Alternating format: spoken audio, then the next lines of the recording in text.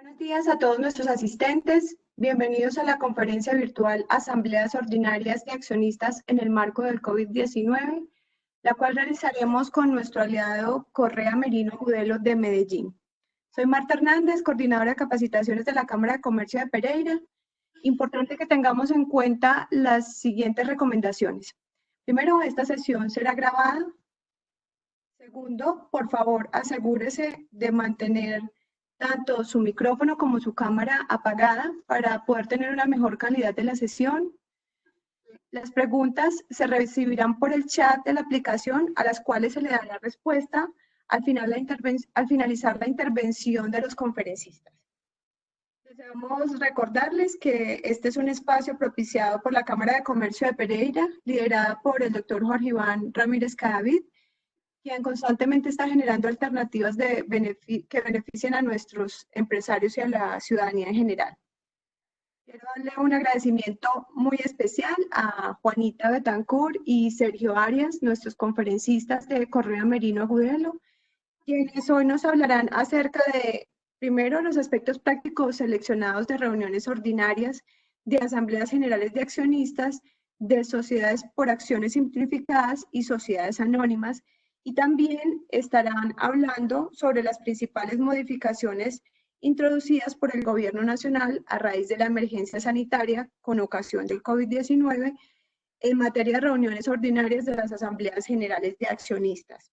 A todos, bienvenidos y adelante Juanita y Sergio. Muchas gracias.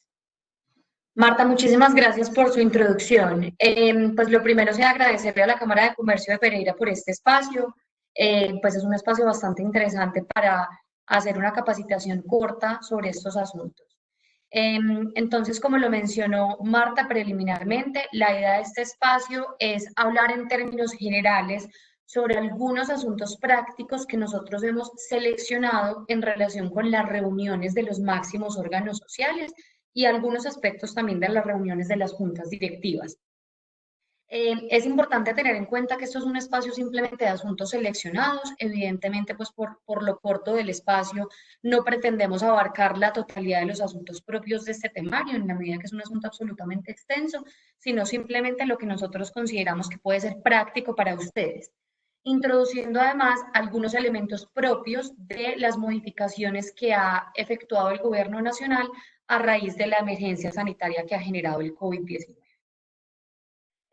Acá tenemos un espacio para preguntas, entonces la idea es que a través del chat ustedes vayan presentando las preguntas con la finalidad de no entorpecer el desarrollo de la charla, pues les planteamos la posibilidad de que el espacio de preguntas lo abramos al final, sin perjuicio de que en el transcurso de la reunión pues vayan presentando sus preguntas en el chat y las atendemos al final en un espacio de 10 o 15 minutos.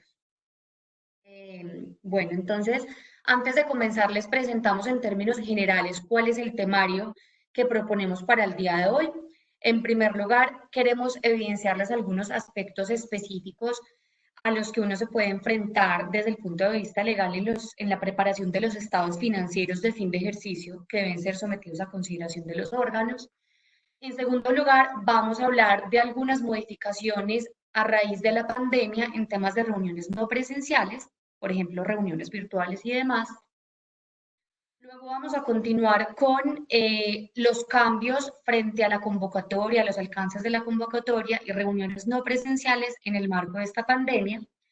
En cuarto lugar, vamos a hablar también de las modificaciones introducidas por el gobierno con esta emergencia sanitaria frente a la fecha de las reuniones ordinarias y la extensión del plazo que ha permitido, que pues evidentemente si no estuviéramos en el marco de esta pandemia, el plazo normal que establece la normativa para realizar las reuniones ordinarias de los máximos órganos sociales, pues es los 3 primeros meses del año.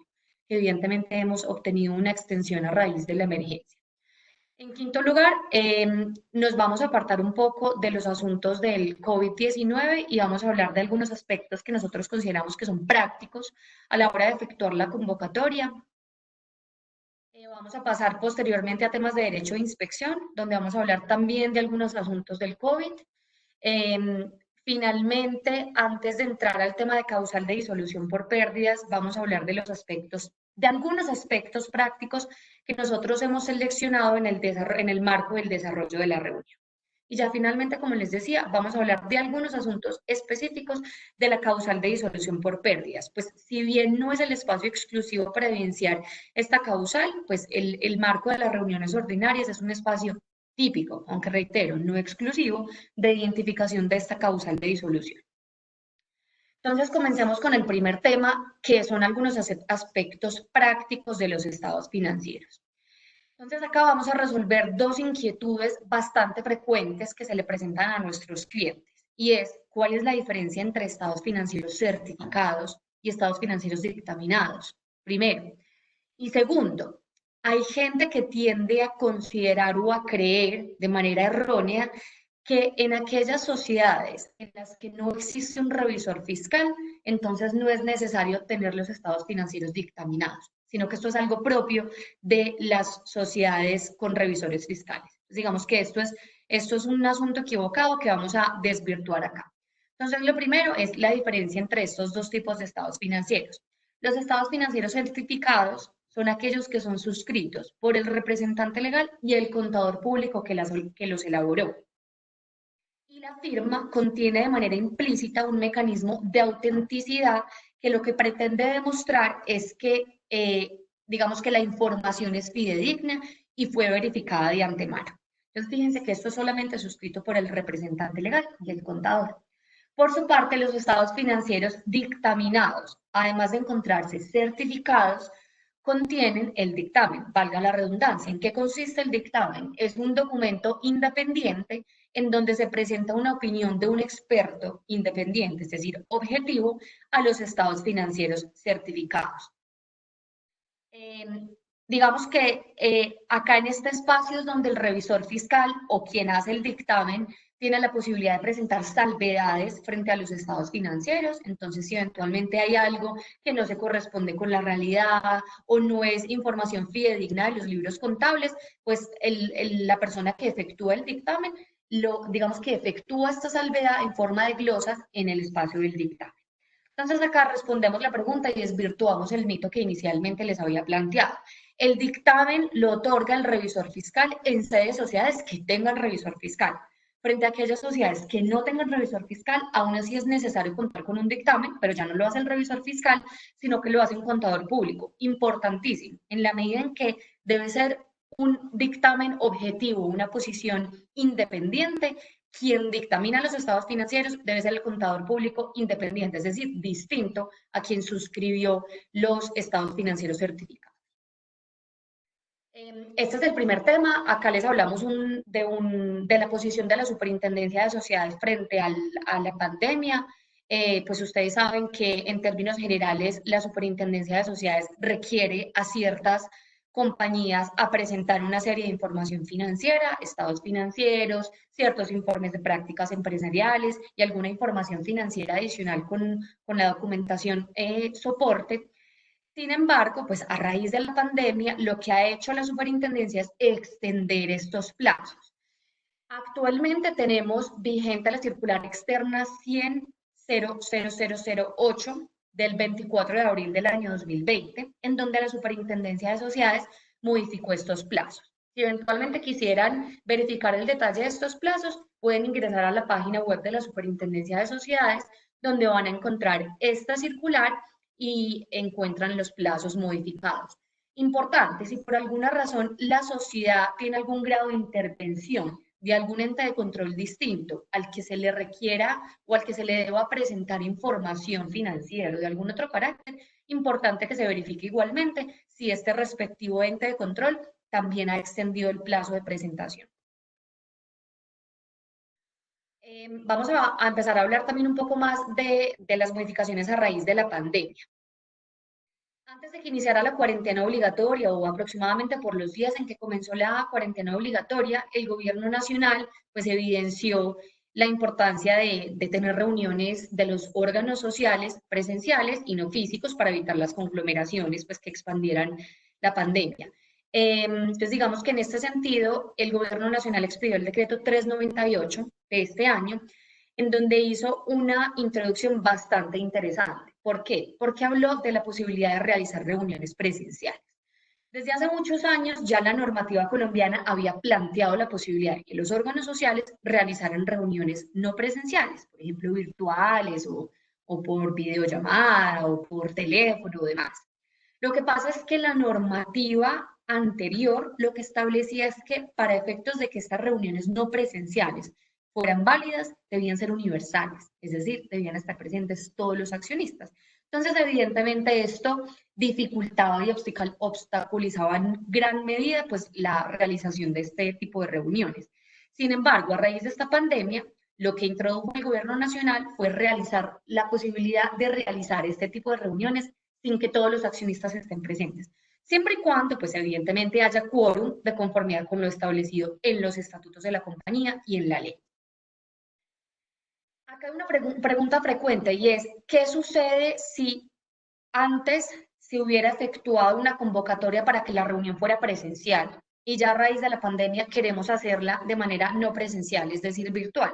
¿Qué pasa? Simplemente el decreto 398 le da la posibilidad a la administración de la compañía de dar un alcance a esa convocatoria para efectos de informarle a los accionistas el medio tecnológico a través del cual se va a efectuar la reunión y pues sí que no va a ser de manera, que no va a ser de manera presencial, perdón, sino que va a efectuarse de manera virtual. Hay algo importante y es que en el transcurso y el desarrollo de la reunión, el representante legal de la compañía debe verificar constantemente que alguien no haya salido de la reunión y constantemente verificar que no se haya perdido el quórum. Que digamos que en una reunión presencial pues es absolutamente evidente quién se va y quién se queda, pero en sede de una reunión no presencial, la idea es que a través de la plataforma tecnológica en la que se esté llevando a cabo la reunión, el representante legal efectúe este análisis y también a su vez verifique la identidad de los asistentes, pues que efectivamente sean los accionistas o las personas facultadas para representar o para asistir a la reunión. Este decreto también introduce la posibilidad de tener reuniones mixtas. Las reuniones mixtas son aquellas en las que parte de los asistentes están de manera presencial y parte de manera virtual o no presencial. Bueno, le doy paso entonces a Sergio para que comience a contarles algunos asuntos adicionales introducidos por el gobierno a raíz del COVID-19. Ok, bueno, muy buenos días para todos. Primero, pues y aquí enlazando con un poquito a lo que decía Juanita, hay que hacer referencia expresamente a la circular externa 100.000.002 del 17 de marzo de 2020, que digamos que la Superintendencia de Sociedades expidió con ocasión de este decreto 398. En esta circular, digamos que la Superintendencia lo que hace es confirmar e interpretar de manera adecuada lo que dispuso el decreto 398, y ahí tenemos algunos datos importantes. Primero, es que hay que tener en cuenta que a pesar de que se habla del artículo 19 de la ley 222 del 95, que en principio aplicaría frente a las reuniones no presenciales a sociedades comerciales, la superintendencia lo que dijo fue que sin excepción esta medida le aplica a cualquier persona jurídica. Entonces ahí la pregunta típica sería qué pasa, por ejemplo, con entidades sin ánimo de lucro o con cualquier otra persona jurídica que no tenga el carácter de sociedad comercial. Y nuestra postura, pues, o recomendación es que en caso de que se trate de una persona jurídica diferente a una sociedad comercial, efectivamente se dé la aplicación de este decreto 398 y se haga referencia a la circular externa a la que hice mención de la Superintendencia de Sociedades. Bueno, eso en primer medida como para tenerlo en cuenta. Adicionalmente, digamos que la superintendencia lo que dijo fue, o lo que hizo fue traer algunos supuestos de hecho específicos para el caso de estas reuniones de máximos órganos sociales o incluso reuniones de junta directiva, preasamblea, etcétera. Y el primer supuesto que plantea es qué pasa si no se ha realizado la convocatoria. Entonces, efectivamente, la solución sería utilizar el mecanismo de la reunión no presencial o incluso la mixta. ¿Qué pasa? Que cuando se expidió el decreto 398, el gobierno nacional, digamos que todavía no tenía muy claro qué iba a pasar con las reuniones y con la presencia de X número de personas en un mismo lugar. Entonces, algunas autoridades municipales y departamentales iniciaron con la expedición de ciertas normas que restringen esa conglomeración de personas en un mismo lugar. Entonces, es importante tener en cuenta ese punto para efectos de las reuniones mixtas. Muy importante frente a las reuniones mixtas que en la convocatoria se haga referencia no solo al medio tecnológico que se va a utilizar para que las personas puedan realizar la reunión de manera virtual, sino que también se indique cuál será el lugar en donde se va a realizar, digamos, la reunión presencial. ¿Por qué hago la claridad? Porque a veces genera confusión este mix porque evidentemente es una nueva introducción a la normativa de reuniones no presenciales, entonces es muy prudente que en la convocatoria se haga referencia tanto al lugar físico donde se llevará a cabo la reunión como al medio tecnológico mediante el cual se podrá acceder de manera virtual. Bueno, eso por un lado. Por el otro, también tenemos el supuesto en el que efectivamente ya se haya convocado. ¿Y qué se puede hacer? Pues lo que se podría hacer es lo que dice Juanita frente al alcance de la convocatoria y es una modificación que nos permite hacer la ley o que le permite hacer la ley a las sociedades y justamente pues a los representantes legales encargados de realizar la convocatoria y es indicar que esa reunión presencial ya convocada no se va a realizar de manera presencial, sino virtual o no presencial o mixta. Y digamos que adicional a eso tiene que establecerse en ese escrito de alcance que esa reunión se va a realizar por ese medio y se debe utilizar para el envío de ese alcance el mismo medio que se utilizó para la convocatoria. Es decir, si se envió por correo electrónico, entonces se debe enviar por correo electrónico. O si se envió de manera física, se debe enviar de manera física. Bueno, seguimos con más supuestos. ¿Qué pasa entonces si ya se convocó y no es posible utilizar, digamos, la opción anterior? Es decir, realizar un alcance para que la reunión se realice de manera no presencial. Entonces, la norma lo que dice es, pues, la circular lo que dice la superintendencia habla de una imposibilidad de realizar la reunión por hechos que podrían considerarse como eventos de fuerza mayor o caso fortuito. Digamos que para recordar un poco el artículo 64 del Código Civil nos habla de la fuerza mayor o caso fortuito y entendemos por tal como aquel evento imprevisible e irresistible. Y es muy importante que ustedes tengan en cuenta que eso no solo implica, por ejemplo, actos de la naturaleza como la norma habla de terremotos o cualquier hecho como el que acabo de mencionar, pues que es más vinculado a la naturaleza, sino que también podría ser fácilmente una decisión de una autoridad competente, como pues el caso de Manuel sería lo que está pasando ahora con el tema del COVID-19. Entonces, ¿qué pasa cuando esa reunión tiene pues, o digamos que se afecta por este hecho y genera una imposibilidad para su realización? Entonces, la norma lo que dice en este caso es que una vez superado el estado de emergencia, se deberá realizar una nueva convocatoria.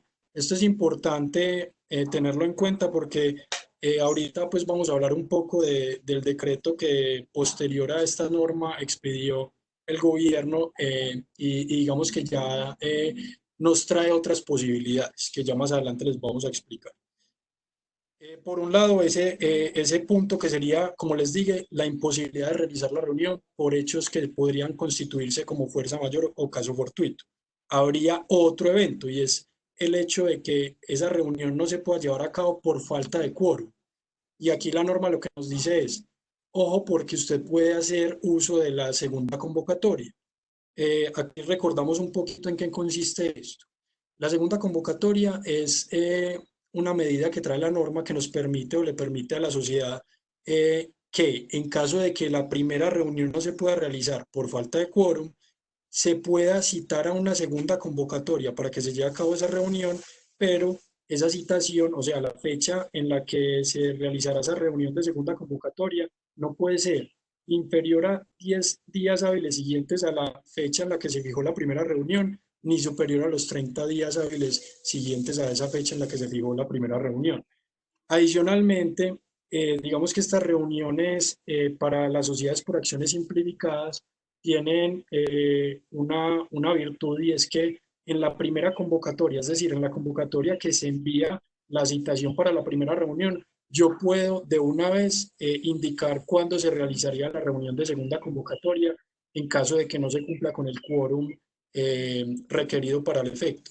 Adicionalmente, en caso, pues, o en sede de esas, si así se establecen los estatutos, eh, podría, eh, podría reunirse válidamente la Asamblea General de Accionistas, incluso con la presencia de un solo accionista, y tomar las decisiones sin importar, digamos, las mayorías generales. ¿Por qué hago referencia a esto? Porque es bastante peligroso que suceda una reunión de segunda convocatoria, porque la Asamblea General de Accionistas podría decidir válidamente sin tener en cuenta el quórum y la mayoría general para la toma de decisiones. Pero digamos que hay una limitación, y es las mayorías calificadas.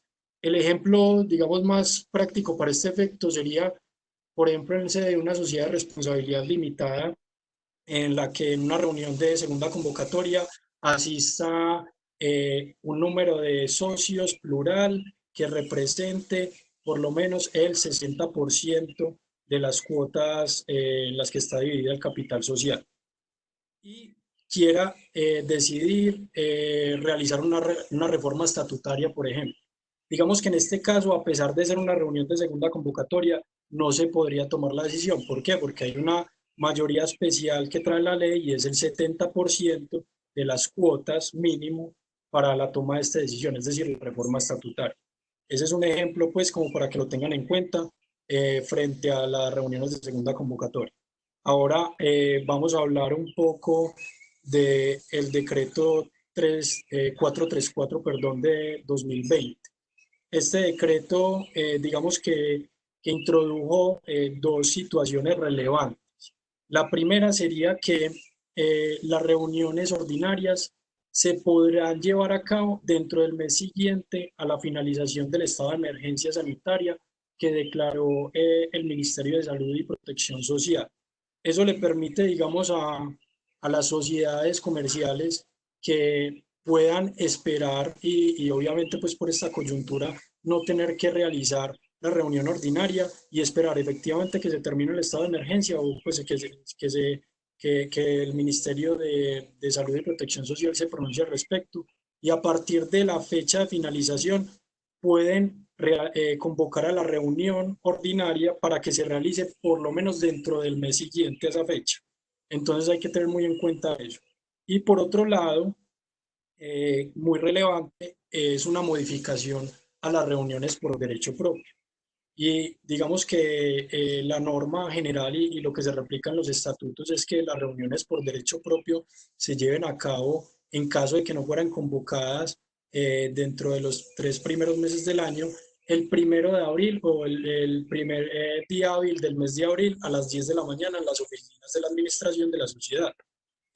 Digamos que esta reunión por derecho propio que trae la ley por regla general se modificó, y no podrían realizarse, no se pudieron realizar esas reuniones el 1 de abril, porque la ley lo que dice es la reunión por derecho propio, perdón.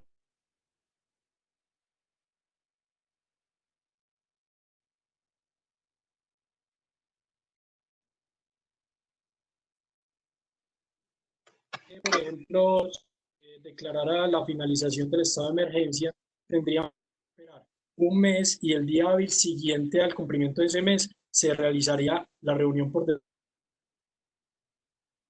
realizado dentro de ese mes. Digamos que eso es importante tenerlo en cuenta, porque en todo caso, si la administración de una sociedad decide no realizar la reunión ordinaria dentro del mes que establece el decreto 434, entonces los accionistas estarían facultados para reunirse por derecho propio según esa convocatoria legal que trae el decreto. Bueno, ahora hablemos un poco de la circular externa 100.00004 de 2020, expedida por la Superintendencia de Sociedades. Digamos que esa circular nos plantea, pues, además de ratificar o confirmar lo que ya había dicho el decreto 434, lo que hace es también traer algunos supuestos de hecho prácticos y algunas posibilidades de cara a este tema pues de la emergencia sanitaria y pues con ocasión de la expedición del decreto, ¿qué podría hacer la sociedad en la convocatoria y en aras de realizar una reunión ordinaria? Entonces, el primer supuesto sería, ¿qué pasa si no se ha convocado? Entonces, lo que dice la norma es, sociedad, administración, acójase al nuevo plazo que trajo el decreto, que es lo que les acabo de explicar. Y otro supuesto sería que habiendo realizado la convocatoria no pudieran o no podrían reunirse como consecuencia de un suceso que imposibilitó su realización. Esto es pues como el mismo supuesto que traíamos más arriba y es un hecho constitutivo, por ejemplo, de caso fortuito fuerza mayor o cualquier pues hecho que identifique la administración que implique que no se pueda llevar a cabo la reunión. Y lo que dice la norma es, se tendría que hacer una nueva convocatoria y básicamente pues podríamos acogernos al nuevo plazo que trajo el decreto. Y el tercero sería si se realizó la convocatoria y resulta pues que es más conveniente realizar la reunión después por, no sé, efectos de que la administración deba ajustar algunos documentos o se tenga que aprobar nuevamente de manera interna los documentos que normalmente la administración presenta para consideración de la asamblea en la reunión ordinaria. Entonces, si resulta más conveniente, pues nada, lo que pueda hacer la administración y la sociedad en términos generales es acogerse a, a ese nuevo, a ese nuevo plazo que trae. Y finalmente, pues lo que ya les comenté de las reuniones por derecho propio, y es que no es posible que una sociedad pues, o que unos accionistas se hayan reunido por derecho propio el 1 de abril de 2020, de acuerdo con el decreto 434. Yo creo que por ya terminamos, digamos, estos temas relevantes de estas dos normas y de las circulares. Ya pasamos entonces a algunos aspectos prácticos de la convocatoria a reuniones ordinarias y para eso le doy la palabra a Juanita. Perfecto. Bueno, entonces, como les decía inicialmente, acá no pretendemos abarcar todos los asuntos propios de la convocatoria, porque de hecho pues hay muchos que simplemente se pueden identificar al hacer una revisión preliminar o digamos que muy básica de la norma, sino algunos asuntos prácticos.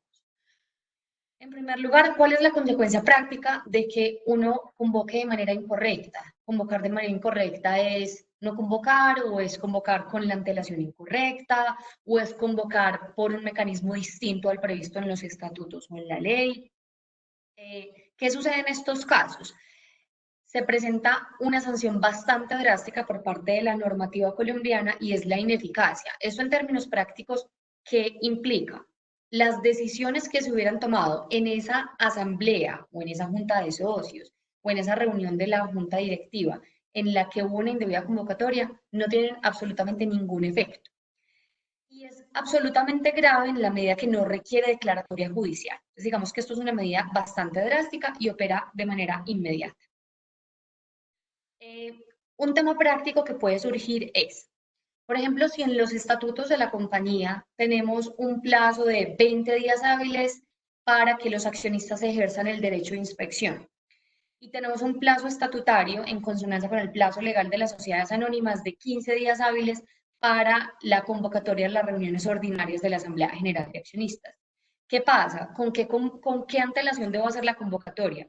¿Con los 15 días hábiles que me establecen los estatutos para la convocatoria o con los 20 días hábiles que me exigen los estatutos para el derecho de inspección? Entonces, lo que se ha establecido y la respuesta correcta es nos ampliamos al plazo del derecho de inspección. ¿Por qué? Porque la única forma que los accionistas tienen de determinar o digamos que de poder ejercer el derecho de inspección es que le envíen la convocatoria, porque de lo contrario pues no se va a enterar que se va a llevar a cabo una reunión ordinaria del máximo órgano social. Bueno, hay algún asunto que digamos que es bastante frecuente y es qué pasa si en el término dispuesto o señalado por la ley no se convoca la reunión ordinaria. Pues antes era 3 meses, a raíz de la pandemia, pues esto se extiende en los términos de la extensión del plazo que mencionó Sergio recientemente. Tenemos dos consecuencias básicas. Primero, la idea es no vulnerarle los derechos a los accionistas de tener la posibilidad de reunirse en sede del máximo órgano social o a los socios y discutir los asuntos propios pues, de este tipo de sesión.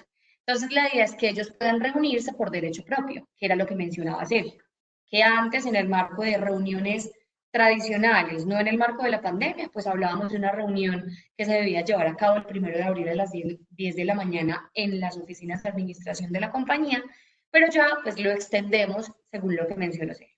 Entonces, esta es la primera consecuencia de una indebida convocatoria. La segunda consecuencia es un tema de una responsabilidad de los administradores, pues porque los administradores están en la obligación de efectuar la convocatoria para que se lleve a cabo esta reunión. Si por alguna razón no lo hacen y no existe pues una justificación válida para esto, es posible que se inicie una acción social de responsabilidad contra estos administradores, que va a tener dos consecuencias principales. En primer lugar, la automática remoción de su cargo.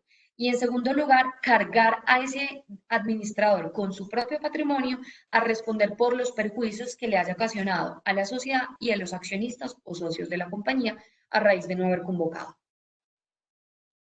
Una pregunta frecuente, ¿es posible desconvocar una reunión? Es decir, una vez yo cité una reunión, ¿es posible decirle a los accionistas y a los socios o a los miembros de junta directiva, no, ya no va, ya no la vamos a hacer, nos retractamos?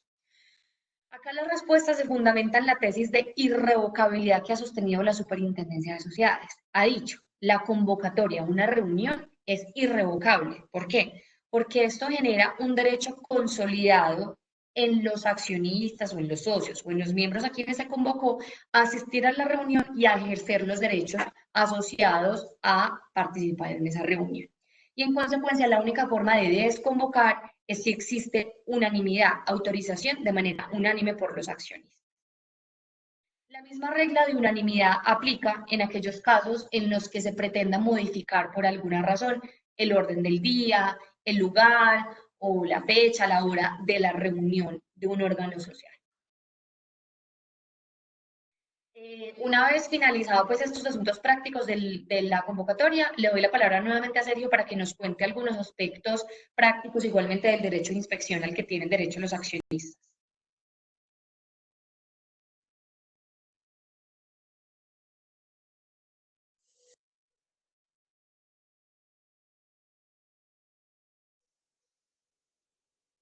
¿Ahí me escuchan bien?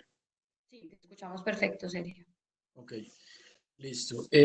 Frente al derecho de inspección, bueno, primero, como estamos, digamos, haciendo énfasis en sociedades anónimas y en sociedades por acciones simplificadas, es importante diferenciar, pues, digamos, el término. Si hablamos de sociedad anónima, tenemos un término de 15 días hábiles anteriores a la reunión ordinaria. Y si hablamos de sociedades por acciones simplificadas, pues por regla general son 5 días hábiles. Sin embargo, en los estatutos se puede definir un término superior. ¿Dónde se ejerce ese derecho de inspección por parte de los accionistas? Por regla general, se ejerce en las oficinas de la administración donde funcione, pues que funcione en el domicilio principal de la sociedad. Digamos que, ¿qué pasa con esto? La norma lo que busca es que no se entorpezca la operación de la sociedad con ocasión de ese derecho de inspección. Entonces, tampoco se le permite a los accionistas que puedan retirar esos documentos de las oficinas de la administración.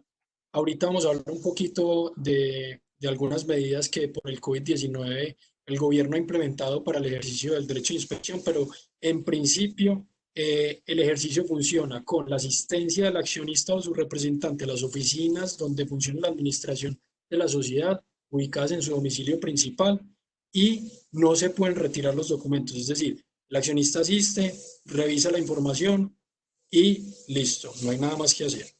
¿De qué años podría revisar información el accionista? Pues digamos que se circunscribe a el ejercicio anterior, es decir, si nosotros vamos a realizar la reunión ordinaria este año, la documentación que se deberá revisar o a la que podrá tener acceso el accionista será la del 2019. Nada más, pues es común ver que algunos accionistas, incluso por desconocimiento, solicitan información de ejercicios o periodos anteriores y la respuesta de la administración en aras del cumplimiento de sus deberes como administradores, es que no le entregue más información diferente a la del ejercicio anterior. ¿Qué documentos se pueden revisar? Bueno, muy importante. Digamos que fundamentalmente hay dos artículos que nos dicen qué documentos puede revisar el accionista. Son el 379 y el 446 del Código de Comercio. Y fundamentalmente encontramos libros de contabilidad, pues que es muy común que quiera revisar o solicite el accionista de primera mano, y algunos comprobantes, pues o los comprobantes que justifiquen esos asientos contables. También tenemos correspondencia de la sociedad, dirigida a la sociedad y adicionalmente la que la sociedad remita a terceros. Obviamente son comunicaciones que tengan que ver con la operación de la compañía. Si, por ejemplo, hay alguna comunicación que tenga el carácter confidencial o que revele algún tipo de secreto empresarial, sea industrial o comercial, digamos que el administrador podrá en alguna medida restringir su acceso. Eh, por otro lado, tenemos documentos que se someterán a consideración de la Asamblea General de Accionistas en la reunión ordinaria. Entonces, ahí lo básico que es estados financieros con corte a 31 de diciembre del año inmediatamente anterior. Son estados financieros, pues dependerá si son consolidados o individuales, pero en todo caso de fin de ejercicio. Y tenemos también el informe de la administración. Ese informe de gestión, pues que los administradores ya manejan muy bien, digamos que tiene dos vertientes. Por un lado, si la sociedad solamente tiene gerencia y representación legal y no junta directiva, pues como el caso típico de unas SAS, que normalmente pues uno ve que no regulan o no incluyen como órgano de administración a la junta directiva, pues digamos que simplemente se limitará a un informe de gestión expedido por el representante legal y gerente. Sin embargo, en los casos de sociedades que tengan junta directiva, la junta directiva también está obligada a presentar un informe de gestión para consideración de la asamblea. A veces funciona que, por ejemplo, el representante legal y los miembros de la junta directiva unifiquen toda la información en un único informe de gestión y sea un solo documento el que se presente a consideración de la asamblea. Adicionalmente, tenemos otros dos puntos que serían el proyecto de distribución de utilidades en caso de que las haya, y el dictamen del revisor fiscal, que como les dijo ahorita Juanita, en caso de que no haya revisor fiscal, pues deberá ser expedido y suscrito por el contador público independiente. Ojo, o contador público independiente no quiere decir que sea expedido por el contador interno de la sociedad, porque la idea es que esa revisión o ese informe que expida esa persona sea completamente imparcial. Bueno, adicional a eso tenemos los libros corporativos, pues por denominarlos o agruparlos de alguna manera, y ahí encontramos, por ejemplo, los libros de actas de la Asamblea General de Accionistas o de la Junta de Socios si es una sociedad de personas. También tenemos el libro de actas de la Junta Directiva, que si bien no es obligatorio inscribirlo en el registro mercantil, pues lo normal y lo propio es que se lleve un libro de las actas de la Junta Directiva. Y finalmente encontramos el libro de registro de accionistas, con todas las anotaciones pues relevantes del caso. Por otro lado, ya tenemos, digamos, lo que no podría compartirse en principio a los accionistas. Y ahí encontramos, pues de manera general, lo siguiente. Por un lado, documentos que versen sobre secretos empresariales. Digamos que el concepto de secreto empresarial, pues, o industrial, que de alguna manera lo ponemos industrial porque es comúnmente conocido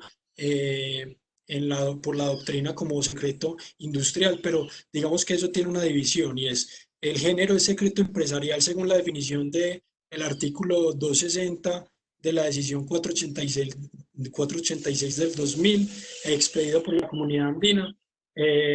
Y ahí encontramos la diferenciación entre secreto comercial e industrial. Aquí es importante, pues, y yo quería como explicarles cuáles son los requisitos para que la información se considere como secreta o que encaje en el concepto de secreto empresarial.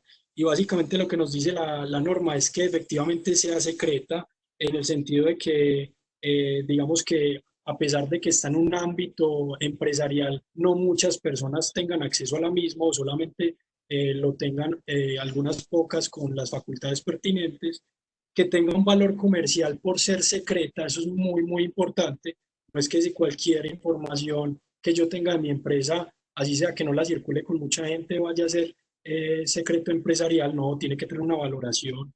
Y adicionalmente que yo haya adoptado como compañía un conjunto de medidas razonables para garantizar su protección.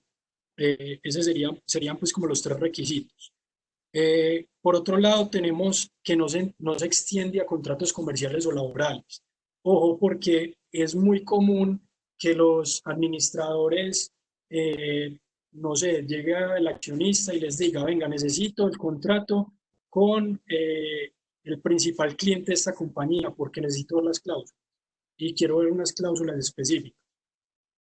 Muy claro y con mucha firmeza se le debe contestar a ese accionista, pues en caso de que la Asamblea General de Accionistas o la Junta de Socios haya determinado algo diferente, que no puede tener acceso a esos contratos. ¿Por qué? Porque no están contemplados en el artículo 379 ni en el 446 del Código de Comercio. Digamos que esta postura ha sido reiterada por la Superintendencia de Sociedades y se encuentra también consignada en la Circular Básica Jurídica. Adicionalmente tenemos, por ejemplo, los presupuestos de la compañía, muy importante, pues que también es información muy valiosa y es constantemente dinámica. Entonces, en muchas ocasiones, digamos que no es prudente que los accionistas conozcan de esa información. Y adicionalmente, pues ya de manera general, repetir lo que ya les dije, es decir, esos documentos o esa información no se extiende a nada diferente a lo dispuesto en el artículo 379 y en el 446 del Código de Comercio. Por ese lado, pues ya como que podríamos diferenciar qué se puede compartir y qué no con el accionista, pero como les dije, la superintendencia lo que ha dicho es que en casos excepcionales el máximo órgano social podrá autorizar a los administradores para compartir información que, a pesar de que no esté incluida en lo que puede acceder el accionista en el marco del derecho de inspección, pues que considere que eventualmente se podrá compartir. Pero esa función le corresponde, como les dije, al máximo órgano social. Ahora, tenemos una pregunta importante y es ¿quién puede realizar la inspección? Pues no es nadie diferente al accionista o a una persona con un poder otorgado por ese accionista y que se encuentre facultada para el efecto. Entonces, si llega un tercero a la administración a ejercer el derecho de inspección y dice que es un apoderado de un accionista X, pues es muy importante que el administrador verifique y le solicite una copia pues, o el original del poder en donde quede clara la facultad que tiene ese tercero para acceder a la información y ejercer el derecho de inspección. Ahora, encontramos también que, pues digamos, una restricción general que tienen los accionistas en el marco del ejercicio de ese derecho de inspección y es que no se pueden tomar ni fotos ni copias. Adicionalmente, no se puede tener ningún tipo de archivo digital y tampoco, muy importante, no se pueden tomar notas sobre los documentos. Esto digamos que ha sido muy reiterado por la Superintendencia de Sociedades también y digamos que no, a veces no está muy interiorizado en los administradores y usualmente uno ve que a veces se ceden digamos, en el ejercicio de ese derecho de inspección y es común ver, por ejemplo, un accionista tomando notas en el computador o en una libreta sobre los documentos que está revisando y de entrada pues les decimos también con mucha firmeza, eso no es posible y en todo caso pues recomendamos que no se haga también porque es una responsabilidad del administrador, salvo que el máximo órgano social haya autorizado este tipo de conductas o actividades. Ahora, otro tema importante es el tema de la obstrucción. ¿Qué pasa si un administrador pues incurre en una obstrucción en contra del accionista por el ejercicio del derecho de inspección? Pues básicamente la consecuencia más contundente es la causal de remoción y es que efectivamente pues este administrador sea retirado del cargo. Y lo otro es la responsabilidad que también es muy, muy, muy grave y se habla de una responsabilidad solidaria e ilimitada por los perjuicios causados a los accionistas o incluso pues a la sociedad. Eh, por último, tenemos el tema del derecho de inspección en el marco del COVID-19. Entonces, yo les decía ahora que esa circular externa 100.00002 del 17 de marzo del 2020 también había hecho una referencia frente a cómo podrían moverse los administradores para efectos del ejercicio del derecho de inspección. Y digamos que de manera general les digo que lo recomendable es que se adopten medidas por los administradores a que ese derecho de inspección se realice de manera electrónica o virtual. Pero digamos que eso no puede ser de manera deliberada. Se tienen que adoptar mecanismos que garanticen la protección de esa información y en todo caso eso debería ser corroborable. Se los digo porque a veces los administradores podrían, pues, o podrían llegar a tener la idea de compartir información de manera virtual, justamente basados en esta norma, pero es muy contundente también la norma al decir que se debe garantizar la protección de la información. Y en caso de que esa información no tenga esas herramientas, esas medidas de seguridad, pues eventualmente también podría ser responsabilidad del administrador no haberlas implementado. Ya pues, sí, con ese tema terminaríamos el tema del derecho de inspección. Como les decía, pues un tema general y algunos datos claves y recomendables, pues nosotros sí les recomendamos que tengan al interior de la compañía algún protocolo para el ejercicio de ese derecho. Por ejemplo, un lugar específico donde se realizará el derecho de inspección, que se cuente con un acta de visita donde se puedan incluir las observaciones, por ejemplo, incluir alguna conducta que realizó el accionista de manera indebida y adicionalmente pues los documentos que se verificaron y se revisaron en su momento. Recomendamos también que ese tipo de actas sean firmadas no solo por la persona responsable de la administración, sino también por el accionista o su representante. Ya seguimos entonces con Juanita con algunos aspectos prácticos del desarrollo de la reunión ordinaria. Bueno, antes de continuar con el tema sustancial, voy a atender un tema acá procedimental. Hay una pregunta frecuente en el chat y es el acceso a estas diapositivas. Como lo pusimos ahí, como lo reiteró la Cámara de Comercio de Pereira, efectivamente vamos a circular las diapositivas tan pronto terminemos la charla.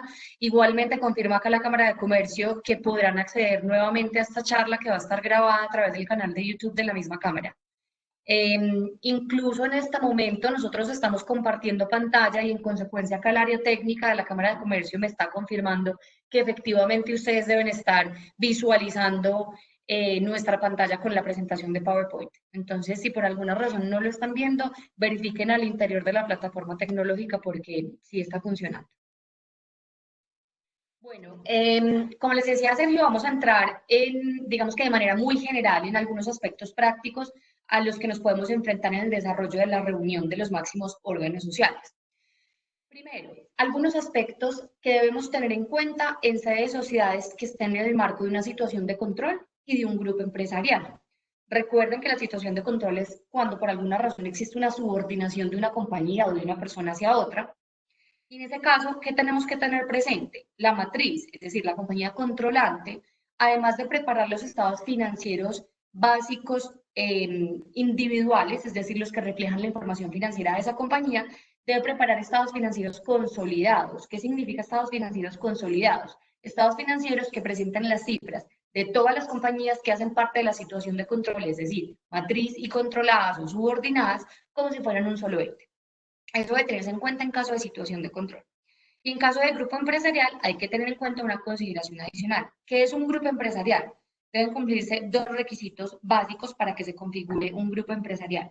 Además de que existe una situación de control, y ese es el primer requisito, debe existir una unidad de propósito y dirección. Entonces, digamos que si se cumplen estos dos requisitos, confluyen los dos elementos, estamos en presencia de un grupo empresarial que debe tener en cuenta que, además del informe de gestión que deben preparar todos los administradores de todas las compañías, pues se tiene que presentar un informe de gestión especial.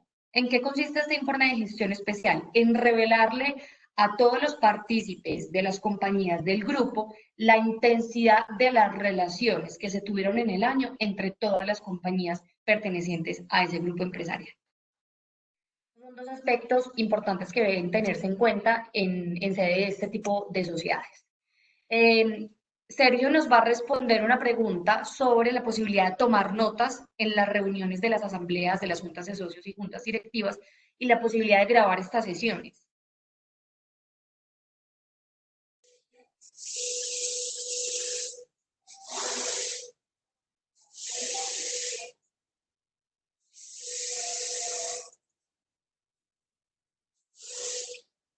Hola, ¿ahí me escuchan? Sí, te escuchamos bien. Es que tengo problemas aquí con el internet, pero bueno, si me escuchan ahí, perfecto. Bueno, entonces, algunas posibilidades pues para documentar lo que pasa en las reuniones, no solamente de la Junta Directiva, sino también de la Asamblea General de Accionistas o de la Junta de Socios. Digamos que este tema lo incluimos porque a veces es muy frecuente la pregunta, no solo de nuestros clientes, sino también de terceros en general, de si es posible documentar lo que pasa en esas reuniones. Es usual, por ejemplo, que incluso el mismo secretario de la reunión grabe la misma para efectos de después hacer el acta y tener, digamos, información de primera mano para la elaboración del acta. Y aquí, pues, digamos que la respuesta también es muy contundente. Frente a las grabaciones, sean magnetofónicas o audiovisuales, lo que ha dicho la superintendencia, digamos, basándose también en la regulación que hay en temas de tratamiento de datos personales, fundamentalmente en la ley 1581 de 2012 y el artículo 15 de la Constitución Política, digamos que por tratarse de datos que pueden llegar a ser sensibles y que por ende, pues digamos, tienen un ámbito de protección mucho más riguroso, lo importante es que antes de grabar se cuente con la autorización respectiva de cada una de las personas que está siendo grabada en la reunión. Esto es importante por dos razones fundamentales. Primero, porque en caso de que no se cuente con la autorización, esa grabación, si eventualmente quiere ser utilizada como medio de prueba en un proceso judicial, digamos que se tiene como una prueba ilegítima y por ende también inconstitucional. La Corte Constitucional lo que ha dicho es que cuando las pruebas violan derechos fundamentales, en este caso sería el derecho a la intimidad y el derecho de habeas data, digamos que esa prueba no puede ser tenida en cuenta en el marco de un juicio pues, o de un proceso judicial. Eso es uno de los efectos. El otro es, digamos, ya de cara al tema del tratamiento de datos personales, específicamente de sanciones que eventualmente podría imponerle la Superintendencia de Industria y Comercio al tercero, pues que está haciendo uso indebido de esa información. Y además de eso, pues la reclamación pertinente que presente la persona que está siendo afectada por el indebido tratamiento de sus datos personales. Eso por un lado, lo de las grabaciones. Entonces, muy importante, lo tengan en cuenta. Si van a grabar y van a utilizar esta grabación, pues entonces tengan en cuenta que deben tener la autorización respectiva de cada una de las personas que está siendo grabada. Y frente a las notas, digamos que lo que ha dicho la Super es, no existe una norma en el ordenamiento jurídico colombiano que le impida a los miembros de la junta directiva o de la junta de socios o de la asamblea general de accionistas para tomar notas de esa reunión, que justamente a veces es lo más adecuado y también en aras del cumplimiento de sus deberes, ya sea como de accionistas o administradores, de documentarse bien y tener al día toda la información que está siendo expuesta. Entonces, por regla general, digamos que se puede hacer, pero eso implica también una obligación de cara a, o en cabeza de esta persona que está tomando las notas, de custodiar y reservar esa información, porque en todo caso podría ser considerada como información sujeta a reserva, de acuerdo pues con el artículo 61 del Código de Comercio. Digamos que el uso indebido también de esa información podría llegar a tener sanciones jurídicas e incluso pues podríamos estar hablando de conductas sujetas a la aplicación de la ley de competencia desleal. Entonces, mucho cuidado con la información que recaudan de esas reuniones y, como les digo, por regla general, grabaciones, autorización, notas, custodia y cuidado de esa información. Ya entonces podemos seguir con el tema de derecho de veto y voto sindicado que Juanita se los va a explicar. Nos podemos enfrentar a estas dos figuras, por ejemplo, en compañías que dentro de los estatutos sociales o en un acuerdo de accionistas que haya sido debidamente depositado ante las oficinas de administración de la compañía y en consecuencia sea vinculante a la compañía, pues es posible que nos encontremos con estas dos figuras. Les voy a explicar en primer lugar en qué consisten estas dos figuras y cómo se materializan. Entonces, el veto es un derecho que se reserva un accionista, un socio, un miembro de junta directiva para que una decisión no pueda ser adoptada sin su consentimiento, aunque se haya tenido la mayoría para el efecto. Entonces, por ejemplo, es posible que un accionista que considere fundamental una decisión específica, por ejemplo, distribución de utilidades, un accionista que tenga el 10%, entonces es posible que en sede de la Asamblea General de Accionistas todos los accionistas estén de acuerdo en determinado proyecto de distribución de utilidades y él no está de acuerdo, por mucho que se tenga el 90%, la decisión no puede adoptarse pues, si no se tiene el consentimiento de la persona titular del derecho de veto. Ese es el derecho de veto. El voto sindicado es un asunto bastante usual en las operaciones de capital privado. ¿Y en qué consiste? En que determinada decisión por parte de un órgano determinado debe adoptarse en el sentido indicado por una persona determinada. Entonces, por ejemplo, es muy usual que estemos en sede de una compañía que tenga junta directiva con 3 miembros y son 3 accionistas. Digamos que estatutariamente y legalmente a quien le corresponde en este caso nombrar a la junta directiva, pues sería la Asamblea General de Accionistas.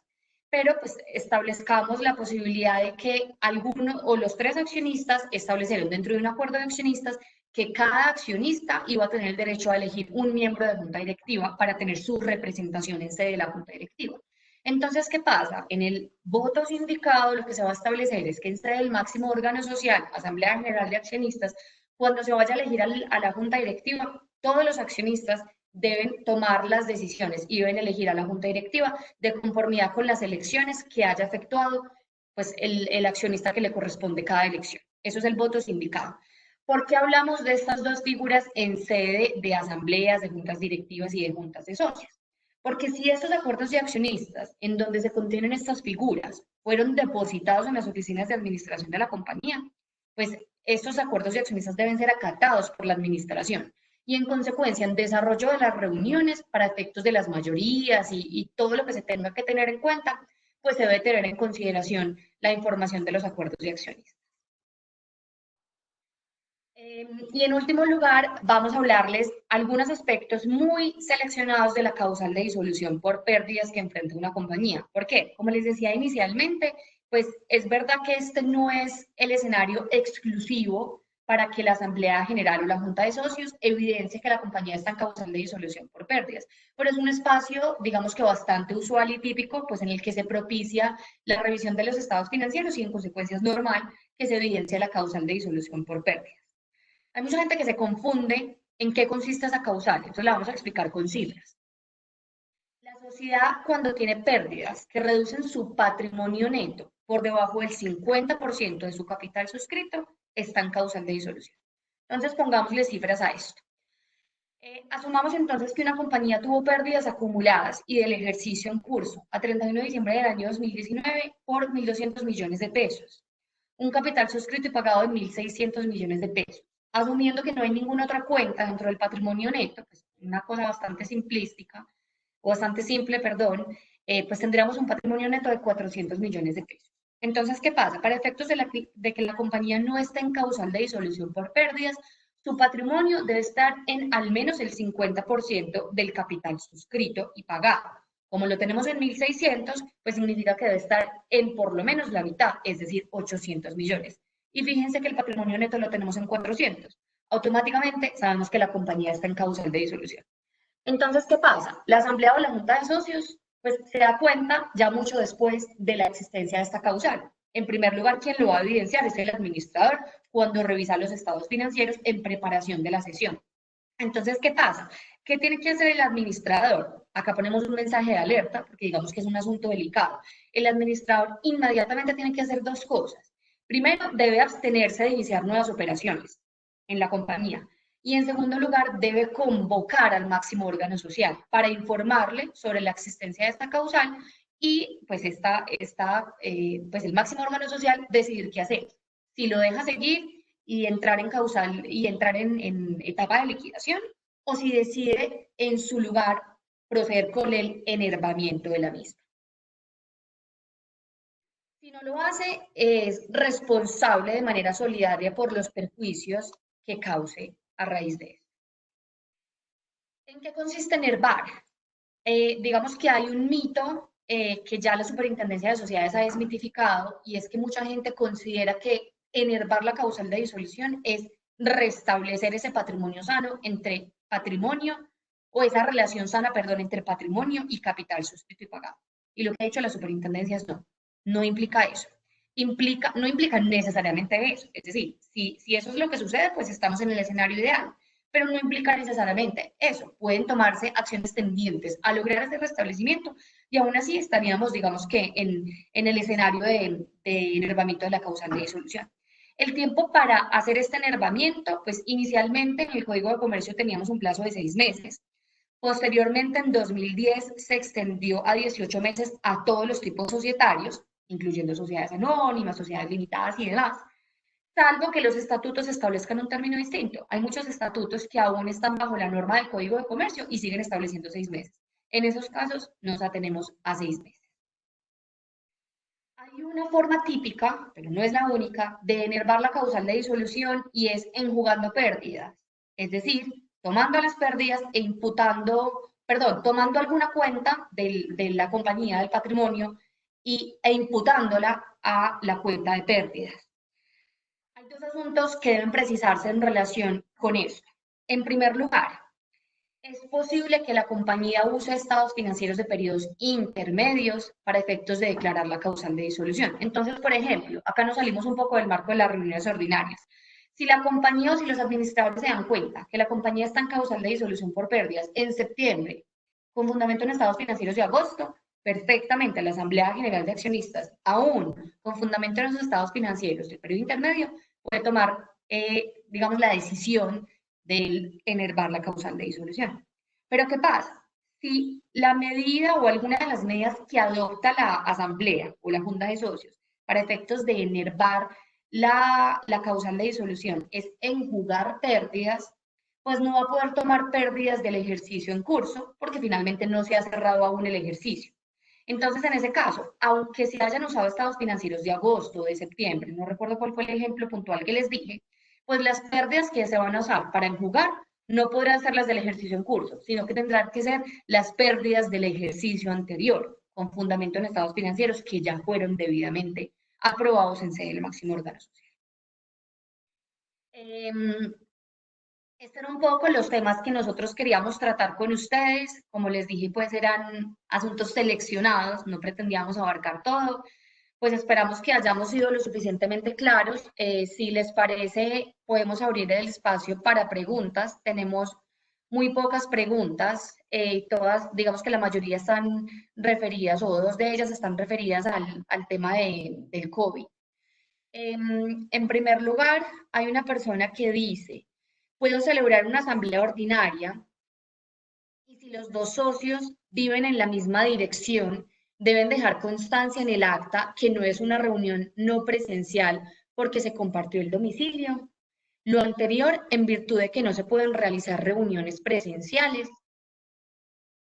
Sergio, si te parece, procedemos con tu respuesta por tratarse de un tema relacionado con el COVID que tú expusiste. ¿Te parece? Sí, Juanita, perfecto. ¿Me escuchas? Sí, perfecto. Listo, no, digamos que la respuesta es sencilla. Si cuando hacen referencia a que las personas viven en la misma dirección, es decir, en la misma casa, apartamento o lugar, o sea, conviven, digamos que no habría ningún problema en que se dé constancia de que la reunión ocurrió de manera presencial, porque digamos que hacen parte del mismo núcleo familiar o o durante la contingencia están en el mismo lugar, por lo menos conviviendo. Si estamos hablando de que viven, cuando se refieren a la misma dirección, supongamos en la misma urbanización o conjunto residencial, pues nuestra recomendación es que se realice de manera no presencial y usando algún tipo de medio tecnológico que permita que puedan realizar dicha reunión. Adicionalmente, pues no pierdan de vista que hay una posibilidad adicional para la toma de decisiones que está regulada en el artículo 20 de la Ley 222 de 1995 y básicamente pues consiste en la votación por escrito. O sea, no necesariamente tiene que ser una reunión sea virtual o no presencial, o perdón, no presencial o presencial o incluso mixta. Puede ser, no sé, una votación por escrito en la que el representante legal somete a consideración de los accionistas por un comunicado escrito ciertas proposiciones y que los accionistas por escrito manifiesten el sentido de su voto. Digamos que es muy importante que tengan en cuenta que ese mecanismo está bien reglado en la norma, entonces muy importante en caso de que lo vayan a utilizar, que revisen cuáles son digamos, los requisitos. Importante, Sergio. Y digamos que me complementará si es del caso. Lo que está pretendiendo el gobierno nacional no es prohibir las reuniones presenciales, es fomentar el desarrollo de reuniones no presenciales con la finalidad de evitar la propagación del virus, pero en ningún caso está prohibiendo de manera expresa esto. Sí, total, de acuerdo. Ok. Yo creo que Juanita, de pronto ahí la persona, me imagino que también está haciendo referencia a la regulación específica que la autoridad municipal o departamental haya establecido frente a la prohibición pues, de conglomeraciones de personas. Pues que si bien, digamos, la norma específica corporativa no establece la prohibición para la realización de reuniones presenciales, pues digamos que por ahora sí hay algunas normas que imposibilitan que las personas que no pertenezcan a un mismo núcleo familiar pues vayan a reunirse por cualquier razón. Yo creo que de pronto pues como muy importante tu precisión, pero adicionalmente tener en cuenta que hay que revisar particularmente cada una de estas restricciones en cada municipio. Así es. Bueno, luego una persona dice, pregunta, ¿las cámaras de comercio se pueden abstener de realizar el registro de un acta donde se reunieron de manera presencial 3 accionistas que corresponde al 100% del quórum? Yo consideraría que no. Yo En mi consideraría que... concepto, Dale. sí, yo estoy completamente de acuerdo, Juanita, contigo. Pues si bien las cámaras de comercio tienen una función de control de legalidad, digamos que también hay una presunción de buena fe, es decir, la Cámara de Comercio no tiene cómo validar que esa reunión se haya realizado violando alguna norma que pueda considerarse de orden público y que por ende esa reunión tenga algún vicio. Pues yo creo que el control de legalidad de la Cámara de Comercio no podría llegar a ese nivel. Así es. Así es. Y pues eso también implicaría partir de la mala fe, Sergio, porque en todo caso es posible que las personas pues convivan y en consecuencia pues puedan perfectamente reunirse sin estar violando ninguna disposición de orden público. Totalmente de acuerdo, así es. Ok. Acá otra pregunta en relación con el derecho de inspección, Sergio, que tú nos comentaste. O sea que si un socio pide copia de un acta de una asamblea, ¿no se puede suministrar? Bueno, ahí digamos que, ojo, si está en el marco del derecho de inspección, lo puede hacer, pero teniendo en cuenta que para pedir el acta tiene que acudir a las oficinas de la administración y revisar el acta ahí en el lugar. No se puede llevar una copia, no puede decir que le envíen una copia al correo, nada de eso, salvo que el máximo órgano social disponga lo contrario. Si estamos por fuera del término para el ejercicio del derecho de inspección y no estamos en sede de una sociedad que tenga derecho de inspección, digámoslo, ilimitado o permanente, como es el caso de las sociedades de responsabilidad limitada, pues digamos que ni siquiera el accionista, por fuera de ese término, si es sociedad anónima, 15 días hábiles o si es sociedad por acciones simplificada, 5 días hábiles en principio. Digamos que la sociedad no tiene por qué mostrarle ningún acta y ningún documento por fuera de ese término. Bueno, una persona pregunta, ¿las asambleas pueden ser realizadas de manera virtual a través de alguna plataforma y votaciones consolidadas por este medio? Sí, digamos que esto es una posibilidad que introduce la norma no solamente a raíz de la pandemia, sino antes de esto. La ley 222 del 95 perfectamente permite las reuniones no presenciales, lo cual incluye reuniones virtuales. Y en ese caso, digamos que lo hilamos con esta pregunta y es, ¿se debe dejar constancia de la reunión virtual? Sí, así es, se debe dejar constancia de la reunión virtual en el acta correspondiente. ¿Cuál será la responsabilidad de los administradores que no convoquen a reunión ordinaria durante la emergencia y omitan tomar medidas necesarias para preservar el patrimonio de la compañía? En consonancia con lo que hablábamos ahora de la convocatoria para las reuniones ordinarias de los máximos órganos sociales, si no lo hacen una vez transcurrido 30 días después de cesada la emergencia sanitaria, no antes de, pues tendremos la posibilidad de iniciar una acción social de responsabilidad, que eso tiene dos consecuencias, como lo hablábamos ahora. En primer lugar, remoción automática del cargo de administrador, representante legal y demás, y una responsabilidad con su propio patrimonio de responder por los perjuicios ocasionados por haber tomado, digamos que estas acciones o por haber omitido actuaciones requeridas. Buenos días. Para el nombramiento de revisor fiscal y miembro... Dale, Sergio.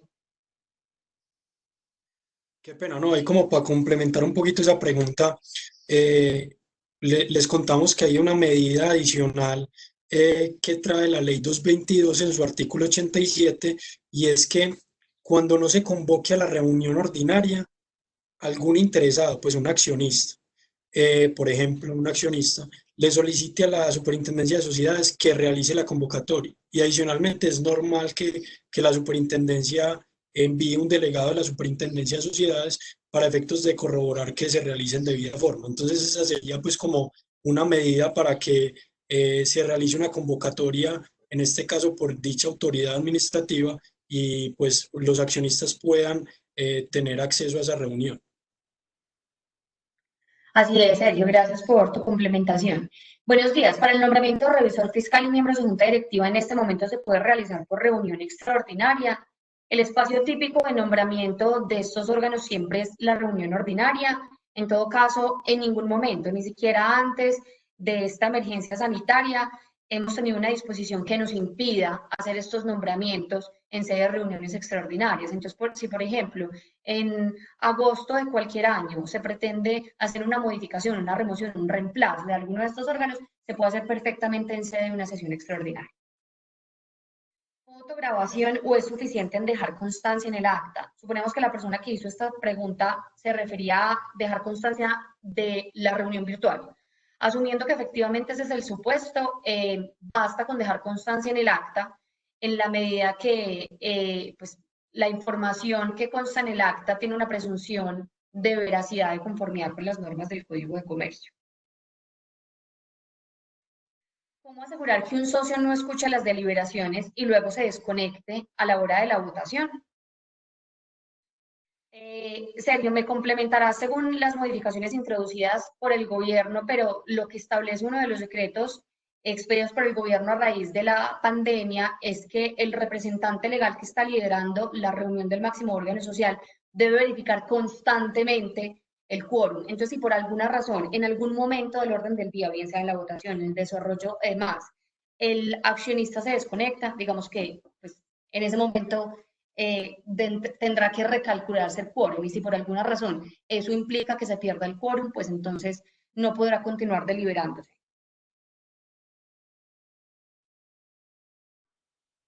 Sí, yo estoy de acuerdo, Juanito. Bueno, la Junta Directiva de una entidad sin ánimo de lucro se puede reunir mediante reunión virtual, aun cuando no esté permitido de echar reuniones en sus estatutos. Y no, digamos que lo que establece el decreto es, no existen excepciones para las reuniones no presenciales. Sin embargo, siguen prevaleciendo los estatutos. Entonces, digamos que en ese caso, pues tendremos que proceder de esa manera. Al inicio de la reunión virtual se podría subsanar la convocatoria para evitar los efectos de la ineficacia o necesariamente debió haber mediado el alcance de la convocatoria. Entonces, en este caso, es posible subsanarlo y es posible subsanarlo de dos maneras. En primer lugar, si la reunión es universal, es decir, si están presentes todos los accionistas o dependiendo del órgano corporativo, pues entonces en ese caso no requiere de convocatoria previa y simplemente en el acta se deja constancia de que en la medida que era una reunión universal en la que estaban presentes, por ende, todos los accionistas, pues no era necesaria la previa convocatoria. Esa es una forma de subsanar la ausencia de convocatoria. Y otra forma de subsanarlo es que se presente una renuncia a la convocatoria. Eso en sede de sociedades por acciones simplificadas, en donde esta figura está explícitamente permitida. Y por ende, pues los accionistas deben enviar, así sean los que no hayan asistido a la reunión, deben enviar un documento en donde dejen constancia acerca de esa renuncia. En todo caso, si no presentan ese documento, la simple asistencia de todos los accionistas a una reunión y no reprochar acerca de la no convocatoria o acerca de la indebida convocatoria, digamos que constituye una renuncia a la convocatoria. Entonces, esos son los dos mecanismos para subsanarlo. Sergio, por favor, le recordamos que esto es una pregunta que nos están haciendo la fecha límite para realizar la asamblea.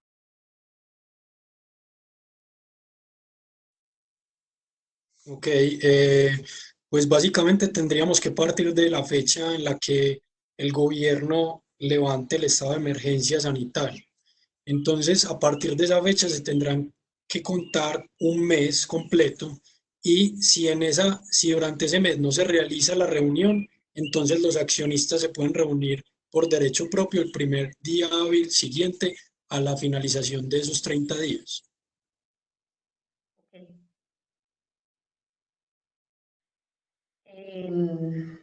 Perfecto, déjenme yo verifico si hay más preguntas. Sergio, ¿hay alguna pregunta que de pronto veas que se me esté escapando?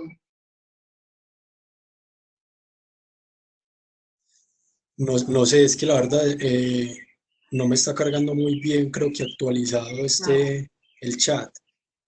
Okay. Déjenme ver No sé si tú veas rápidamente alguna adicional. cuál será la responsabilidad de los administradores que no convoquen a reunión ordinaria. Esta pregunta ya la atendimos.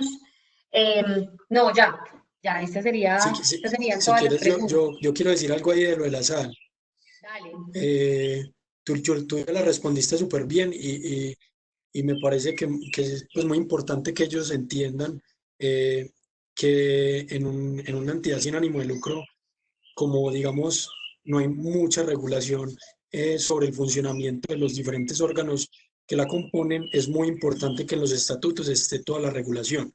Y usualmente, pues casi que se transcribe la regulación de las sociedades en cuanto al funcionamiento de los órganos que componen a la entidad. Sin embargo, Juanita ahorita decía, efectivamente prima lo de los estatutos, pero hay que tener en cuenta adicionalmente que para las reuniones que sean durante digamos, durante este estado de emergencia sanitaria, de acuerdo con lo que ha dicho la Superintendencia de Sociedades, que sin excepción le aplican a cualquier persona jurídica, aún así no estén los estatutos, el tema de las reuniones no presenciales en la entidad sin ánimo de lucro podría desarrollarse durante esta etapa, por lo menos, esa reunión no presencial, pero haciendo uso no de los estatutos, sino de esas normas, llamémoslas excepcionales en este caso.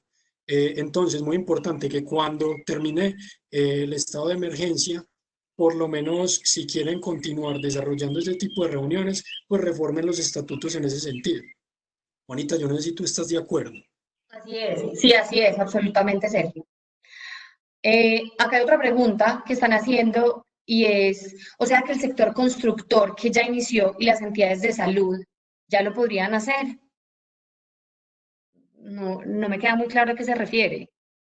Posiblemente es efectuar la reunión presencial de la asamblea. Sí, efectivamente ya pueden proceder con la reunión presencial en la medida que ya son sectores absolutamente activos y pueden proceder de esa manera.